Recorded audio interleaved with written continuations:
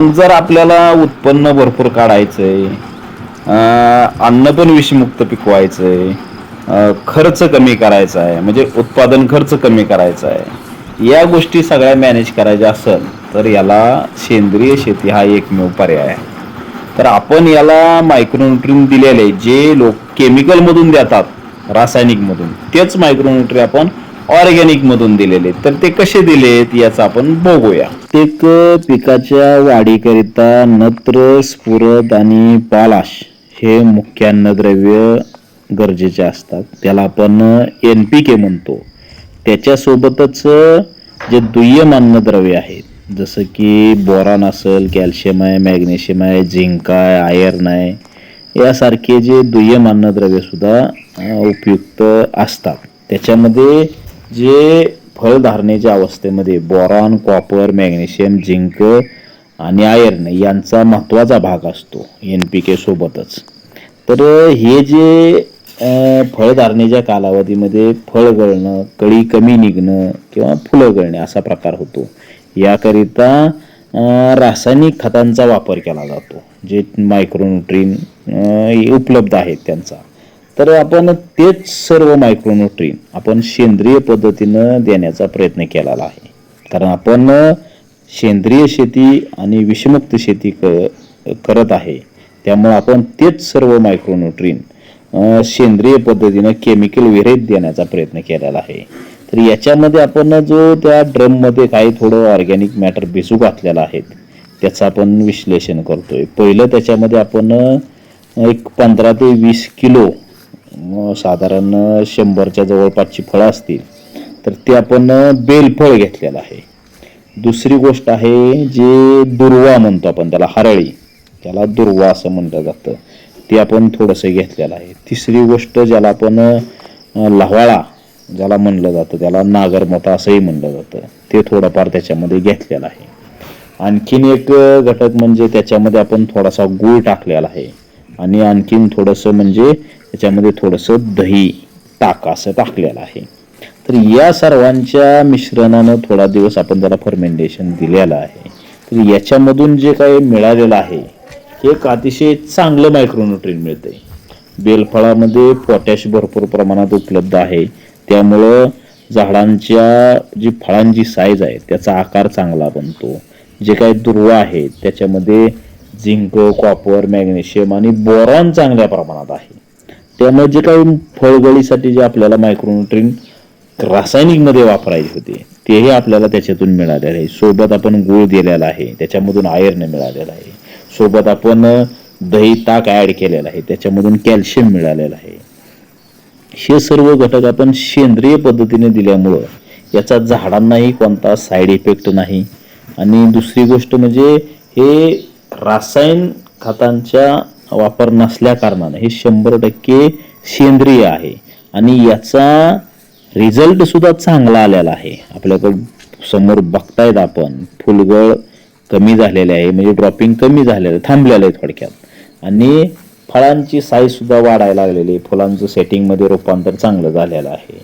हे विषमुक्त अन्न पिकवणं गरजेचं आहे. फक्त याच्यामध्ये प्रॉब्लेम एवढाच आहे की शेतकरी जर सेंद्रिय शेती करत असेल तर त्या शेतकऱ्यांना सेंद्रिय ग्राहक मिळणं खरेदी कर बाजारपेठेमध्ये हे फार मुश्किलीच आहे. आणि जे ग्राहक सेंद्रिय अन्न खरेदी करण्याच्या विचारात आहेत किंवा करायचे, त्यांना नक्की खात्रीशीर सेंद्रिय पिकवलेलं अन्न मिळणं हे सुद्धा मुश्किल झालेलं आहे. म्हणून येणाऱ्या काळामध्ये जसं फॅमिली डॉक्टर आहे तसंच येणाऱ्या काळामध्ये फॅमिली फार्मर असणं सुद्धा फार गरजेचं असणार आहे. कारण जर आज जे कॅन्सरचं प्रमाण वाढत आहे, शुगर बीपीचं प्रमाण वाढत आहे, रक्तांमध्ये गुठळ्या होण्याचं प्रमाण वाढत आहे, किंवा आणखीन जी काही निद्रानाश वगैरे असे जे प्रकार आहेत, हा जे आजारांचं जे प्रमाण वाढत आहे हे शेतामध्ये होणाऱ्या केमिकलच्या अतिरेक वापरामुळं, सेंद्रिय रसायनांचा वापर केल्याच्या नंतर या फळांमध्ये जे काय महत्त्वाचे मायक्रोन्यूट्रिन उपलब्ध होणार आहेत त्याचा मानवी शरीराकरता जो काय फायदा आहे तो आपण सांगणार आहोत. याच्यामध्ये जे लोह उपलब्ध होणार आहे हे आयर्न शरीरातील हिमोग्लोबिन वाढवण्यासाठी मदत करतं. याच्यामुळं रक्ताचं शुद्धीकरण होतं.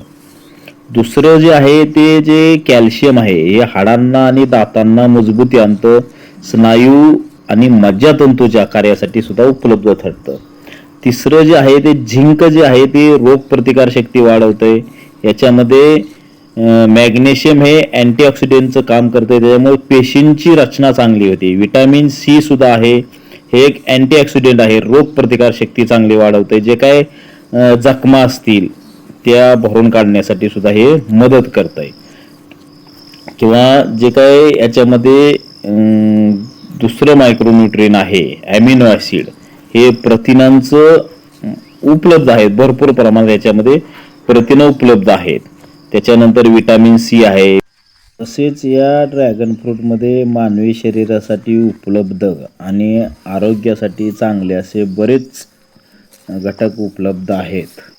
म्हणून शेतकरी बांधवांनी किंवा ग्राहकांनी सेंद्रिय शेतीकडे वळावं, जेणेकरून आपल्याला उत्पादन खर्च कमी करता येईल, विषमुक्त अन्न पिकवता येईल आणि सदृढ आणि निरोगी जीवनासाठी हे येणाऱ्या काळामध्ये काळाची गरज असणार आहे.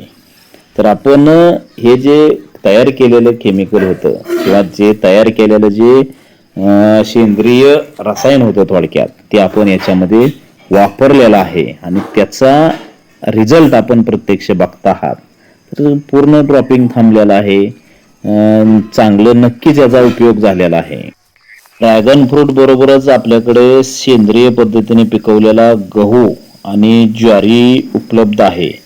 आपण शेतकरी ते ग्राहक असे हडपसर पुणे या ठिकाणी उपलब्ध करून देत आहोत. मागच्या वर्षी खरेदी करता ग्राहक बांधवांनी अतिशय चांगला प्रतिसाद दिला. शेती उपयोगी व्हिडिओ पाहण्याकरिता आपल्या समृद्ध किसान सोलापूर एक्सप्रेस या यूट्यूब चॅनलला सबस्क्राईब करा आणि सचिन आवटे फेसबुक पेजला फॉलो करा. व्हिडिओ आवडल्यास शेअर आणि लाईक नक्कीच करा. धन्यवाद.